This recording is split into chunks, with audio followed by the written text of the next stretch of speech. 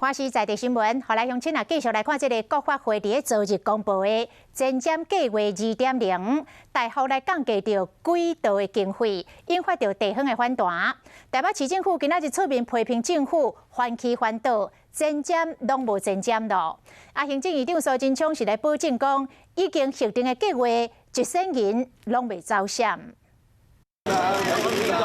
总统蔡英文1月来到捷运14场站视察环状线第1阶段的通车，这条贯穿台北市、新北市的捷运，伫咧双北交通串联发展是真重要。不过，这条重要的铁基路，最互人一期，伊的经费可能会有问题。所以，光我们地方1年最少就要花200亿在轨道建设上。我们希望在重视城乡建设之余， 轨道建设可能要按照不一样的城市的发展的趋势，